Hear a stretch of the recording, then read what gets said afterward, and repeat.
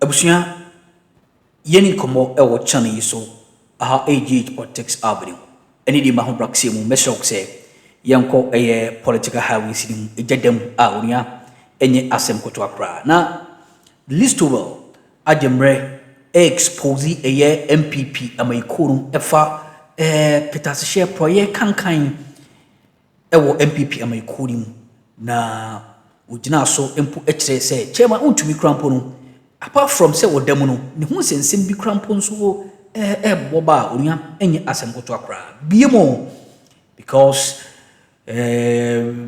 ugina so ka say Cocobod papa no ko jiske bi ewo ha onia eno so krampo hu nsem no enya asem koto akra atoni genua eguso a omo eboabo mu hu na umasan eri sa charge no akaka charges minu a pending ho na onia yemombra list we so abra wajemre na o hit hard on MPP amayiko no almost there ye excavator fi wodi kosi wade be ti no akotwa abra no akoje any excavator no mututu ni engine no ana mututu ne pass ye tutu pass ade ti no akoto fofra be sem eno mo se ne mo hye no eno ma order eno do Muhammad anada odi do Muhammad tamwa sade na do Muhammad ne kwan e ma ni ntu galamse ena kufodo nso kwaku basahye ade o se akwai the way what Muhammad bo so ene me so metimi na galamse business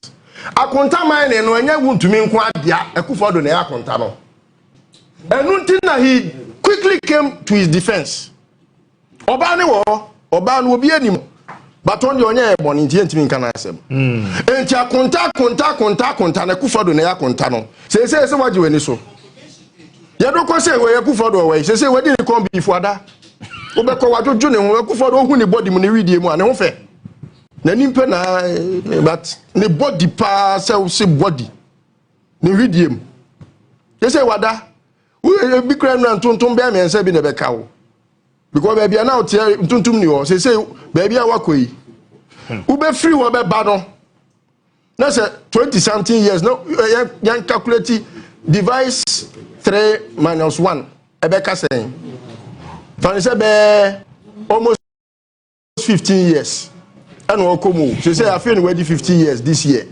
obe ba no we di fedu senu eno kura no crime ba ko pe ho asem ni aka ho unim si ato aba wie ye be swear in John Mahama few days to the occasion, the inaugural, unim say wuntimi ko jiska o Cocobod. Oh, 30 million. Yes. I think it's 50 rather. Cocoa Rose. Some man 30. For no work done. And no ya fan kokoto. I don't think I say aye ni no. E do baby a afi neba. I check dodo. And then professor me ya fit $2 million dollars pe. Ya di na court. Dada 50 something million. Ya timi fan kokoto. Ayeni John Mahama ohun say enkofo we boni om de ayen no eni kwan say enko appoint one attorney general ne one deputy e was enko di nipa be 30 enko na de aka no because ye this kind we are who ye big pusher easy who was kind enough sika one confront ne one is enough to build this country because Dubai has used less that money to build Dubai less that money it is sika wo mo no PDS kwasi kakra obetimi de aye ne oma bebre I don't know what for who ya odi ne ho aka ban na odi akota America yi wonim se waye bone wonim se sika ne seneto and America for so ko tua be 1 million 2 million and $5 million amtimi ma okra ta akra ma aye permanent a citizen. Yes, sure. And enu bi no call ya ohun se but ohun se no akwa we sika no e got money anya se aka ba na akwa citizen. And until immigration for the question ice nimua afe ekulu no kakra for some time no. Well, America doesn't want to have a bad name. America kakra no Donald Trump na ono ye former president. O ma fana court. Akọ na political na afi o se chichire me what say within 1 month no aye to twa de na so ate. Adwe boni ebe kurati mu otonwum. Enti no eye wuntumi asem na aba na mani age enye se mani age se ye di minu ye kotomo mani age se ya tu obi aso ebe tu obi fu wa ba mu ne because omo wa ba mu ne no omo ye nipa ya manakwa koyense na ho se politician de oye bone ayenka ana politicians na so a men ana omudi oman ne bone omoye bone na ebi ka omo but yesi dimbo entimu a etete wontoma enti dimbo ya bo politicians oga na he ya ene example we aba no ebe mana yense na ho se emfa ho ni nipa ko a woye bone a emra ne obedi eno ni mani dia aba mi mu say emra na start ye den ye adwuma emfa ho nipa kro a sabi woye de to so biem wo ma dwe ye o mo say wo mo do omo ama yokuo echa omo man omo ya mamboyefo meni tumi bia wo wiase asabi o enka yetimi de gu ama yokuo na enka mesere say enkoman ni nyina ne menya adwen na nkiye ngu MPP yes eya mamboyefo kuo eye nipa bonifo bia o maka o ho abomu a because yanka o manimu nti no o ma ye hardened criminals charge ni dia asem ne nura frentim he eye watertight obi enya ho asem nka omukọ appeal court on be luzu. It's a promise because the judge was very meticulous with the law. No what me abegina honom nipa o kan speech ni o so ye lawyer ni a ye nyina ye nim so akọ law school me ka tell say MPP lawyer bi enu onim law they only know the judge. The reason why they were always fighting Tokonu say one samre biem is because omuni Tokonu plan say krono no magoni nyina no enkosi aga enu ti kwan bia so no Tokonu nya CJ o yes Chief Justice Ogana ha dia asem no say on na be ma judge obedi asem no etinka asem we Wontumis asem ka kwa na ki abo ato agu na ndc imagine so because some dey be Professor Mills President Kufo ye papa ya de nyina President Kufo wo fra ban mu no kwan ya wo ye court system no wo the case akọ court obi anim question say jey ade no obi anim de ekosi ye kan ye ntimi kan kese obi anim ye public knowledge aso ekọ court no asem no hwoti hwote na yato agu Ghana 50 obi ehu ye obi ani tua obi a tefa kakra obi a DB so ekọ court ofa otini ba bi meboa afira ama aban na ye useless because wonu ehu say me ye boni a court na de mbeko ntima me pack court no to an extent say bibi bia be koso court ni mu bia no me na mesa control enti control dia enya dia mekwa afiase wukura aban wani begu ase enti president mama hu sa nyansa say no e ho se Ghana ni no onya oman no amamu so mfaso Tokonu ne boni e oye ya de ni kofie no obi aye de chance o but it was to make sure say sanity prevails na Ghana ni no taxpayers money na wotua no onya so mfaso enu nti ne yanya CJ we a wo no NDC for the asema ko say o ye kwanko to aba wo pandai check how NDC na de ne kwotena ho Kenya no say wa ye panelem bia betimi aboa manatimi a win case no o say NDC mu jamu mu nyam asem mu boa mu di for e kwan kura mo fa so mo file case ma file ni ye tima bo asem na to agu. So justice is working now. So say untimi nya sa mo friends say the FC unanimous FC untimi nya biem because a judge for adwene ya adwuma na judge ben na wo wiase a intafo kra so madwene nko na mutimi baba my judgment say mu de mu nyina nipa 7 nipa 9 mu nyina madwene ya baako na ma tro one judgment dia ba obi ntimi nkyere say me de me ne judgment we ha de me ne wo ya adwene ba ha de me ne mo nya adwene na mu ya hefo afi no ma Kufo do no oni certificate no mu ma me ne mu papa abretia musuku fees ama mo nya certificate na fe onu na oni certificate no and control ma remote control ma adwen to the extent say Kufo do aba onya ya o de be ye president ni eni bi ye nim aba o de be ye second president or ye second term ye nim enso eni ye bo aso ye man pani eni ye bo a wa school class certificate no Kufo do na oni certificate na control na adwen enti na bibia ye basa baby aye drui justice system ni ye adwuma John Mahama reset no ama justice system no untimi nya judge na onka say me de me kwa kwagye da mu de because say akademudia no tina me tutema eye maame na odi asem no because say akademudia MPP for will be money papa because he come wia no na Wontumi okay say obeti mia na obi oso okoto Chelsea e dey na Wontumi fa maame ne fa ne huni okay so man attempt they may have made attempts but maame no what in osiye ayoyo and it's victory for my Ghana. Anu ntame ni agi e wo nyame mu se me man no koyie ebio yes I heard from another angle baby a Wontumi asai samra boy akoduro no sika ben ne yemfa nkoye reclamation no hwan sika na se wo ye MPP ni na wo ye Justin Kodua na wo ye eyi omolo ye yi MPP lawyers yi asana afeno so jaw na mo ye press conference ana ba ko Frank Davis we nyina mo ya lawyer fo etimi hu ndc lawyer me bu ne papa because answer na obetimi pass law exams e wo makola because wo makola na MPP fo nkwa na wo ho ana mo marking scheme no MPP de enko ana NDC de enko so wunyi wanim na so ye MPP ni wo bon kra na bi mu nyina lawyers wo bon kra be lawyer record you know what kind of semi judge make judgment put legal arguments what the emotions second law you say emotion ka ba na ka bia nka ma bebre anyem because you better clear me the law ni better clear o no anyem how but now one my friend wa look at what they are pranking smart. Are you the least well I trained? You are the trainer. So what's the difference? I am the one who first put this wonderful young man on radio. Men am in the radio so. But as I say, there be a question to me in a question to me. Hey, listen well. So you look at issues, you know. Sometimes I think say Ghana for senior mass. Last time I'm checking the IQ averages of the world. That was in 2023. And I'm beginning say me shedinti Ghana for yetimi ama ye kwan say Kufuor ye man penny.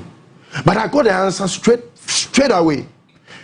Countries 199 and we are say hwe ya adwen se ne yesi dwen fa se ne yesi ye nneoma fa se ne yesi ye feelings ya tenka nneoma ben ye hia yetimi busa yetimi kasa out of 199 countries no captain we were 190th enuntina na Kufuor ye man penny no ye nwene o man ni dwene Kufuor can never even be a assemblyman or qualify. Because I can penny in the trim, only to see a pa.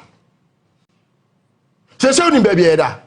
John Hammer by ya 141st.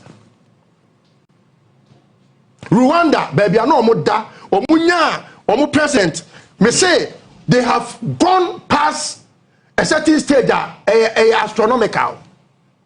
US of all nations, only 20th. The first three.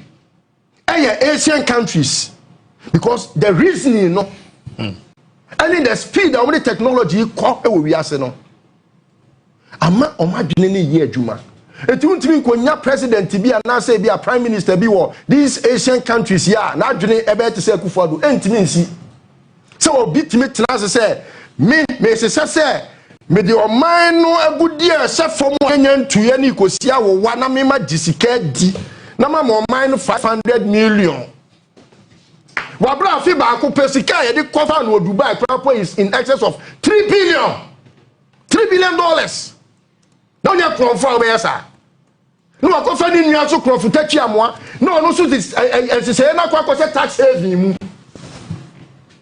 we are mine not to my na pound something me who MPP ni am who is so criminal enu ti na me si me ni to me nka megu no na mo dia so tua Ghana for dia ma mu ensa me talk so say Ghana me preach say mo mi anche o maso da.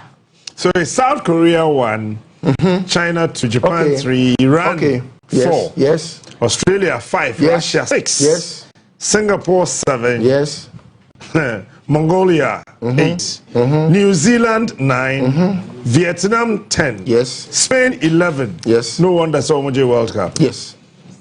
Cyprus 12, Canada 13, United Kingdom 14.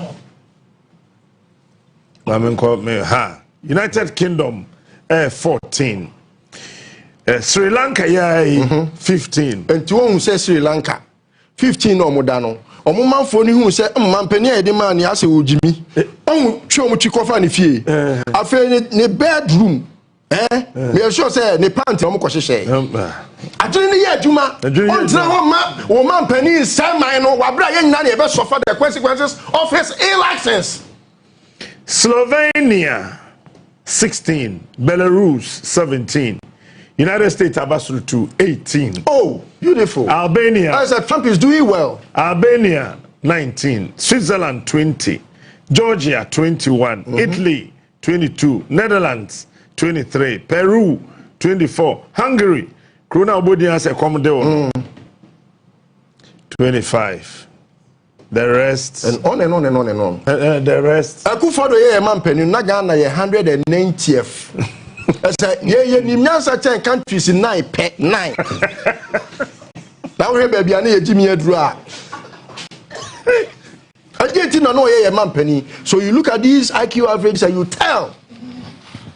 Etimesre sanyo mana mwadwe ye mo say ye tete politics yanko ne yanko tu futrongu enkola ni yanko tu futrongu sa nyankopon adom fun ye kura ye fun yi se so bia sori a na danfo no akwala na nka ne ma me ka chen say he ye de dankwa buzia o eno na edi twa ofuruma ne sa akwala no ene o ma me ntimi mfa sa de ne nko na ni so dabi obe ka chen say ma me de me hunu wa ha no sa dankwa buzia no ye nkwase asem ma me fa ma dwene nwene e wa ha a comedy me I was a danko buzia.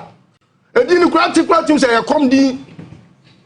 Anya di pa ama boy for makom ho abom. En krumani ma no ye nyina se me kan die tia.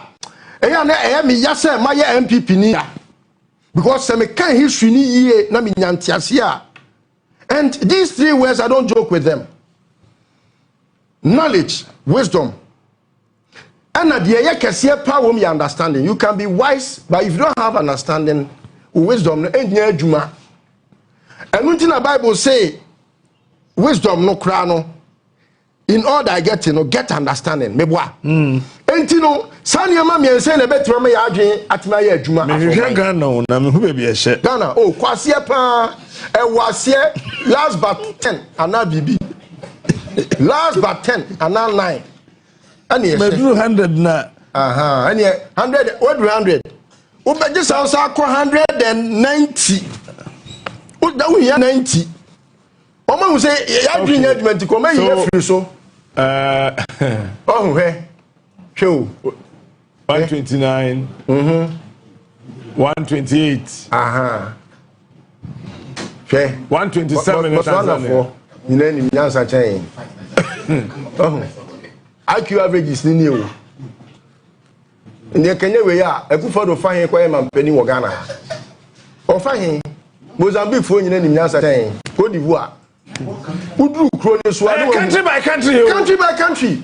And these are what you can use to measure Ghana 91.4 116 say. You was saying 118. Debbie you Debbie one 110 ni. Namibia Debbie ko. Hey, Debbie you try 120. Oh. Cote d'Ivoire. And your mama buy ya buy ya papa. Ghana 116. Your mama. It means we are moving in a positive direction. This is a first 100 da. O man wo wi ase a. O IQ ni ye adwuma no. Yanka ho. Wait, me 190 fo. If about 116 dia do mahamenti. Baby ana Akufo be adru 190. You see, I saw that work no. I dey yamba o. So we come baby. What ho? We need public toilets. We need nsuo. We school here. We need clinic. What's the main here? Wanampe. I didn't remember say, you will meet to Danko Museum to Minimi. And then Kurano, Yanko Poadum. Adum Yen say, Fui na Kolana Danfo. And this I would just in Kodia now say, your family and Yajumana, dear justice now, dear can bro from the class. So you didn't do it. Persecution. Travesty of justice. Yeah. Persecution. Travesty of justice, no. What is your counter argument? Who are lawyer for? Who are lawyer ni? Lawyer jina unifa, lawyer jina ubonkum. Timo bano kamu ni myansa, kamu bano Ghana for. Dear Maya say, a travesty of justice number 1. Judge no was saying, yes say, one yet, and so went to me and emotions. Yes, oh, mammy, I'm out of here into 3 order. When am I now too happy birthday with 3? I mean, some of these things we should reason.